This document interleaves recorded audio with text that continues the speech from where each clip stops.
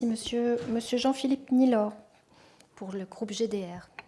Merci, Madame la Présidente.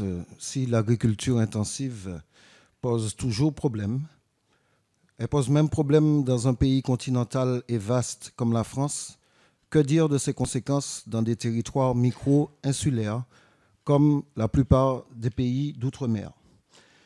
Cette mission est opportune et ses conclusions vont plutôt dans le bon sens. Réduire l'usage des pesticides, intensifier la recherche et changer de paradigme. Mais que faire concrètement pour que ce ne soit pas que des beaux mots?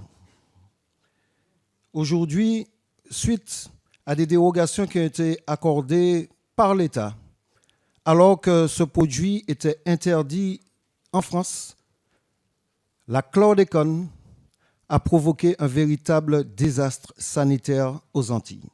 91% des Martiniquais sont empoisonnés.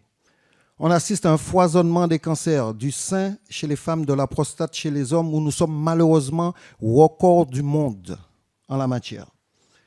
Les malformations génitales, des retards intellectuels, etc.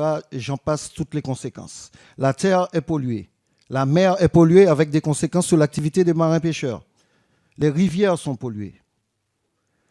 Malgré tout cela, nous n'avons pas, semble-t-il, tiré les enseignements de cette histoire, puisque des dérogations sont en ce moment même accordées pour des herbicides qui sont particulièrement dangereux à partir du moment où ils sont en contact avec un milieu aquatique. Je parle de l'azulox, par exemple. Donc vous voyez, nous sommes loin d'avoir véritablement tiré les enseignements de cette histoire. Et aujourd'hui, les peuples de Guadeloupe et de Martinique s'interrogent véritablement sur la finalité des politiques publiques.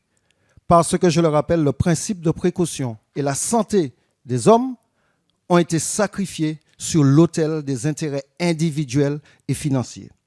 Donc, nous souhaitons que cette mission puisse enfin déboucher sur une interdiction de toute dérogation pour ce type de produit, une intensification avec des moyens financiers de la recherche pour décontaminer, pour dépolluer. J'espère que ce ne sera pas une grand-messe de plus, une mission de plus, mais qu'elle portera des résultats concrets. Nos populations sont en attente particulièrement vigilantes. Merci, Monsieur Nilor.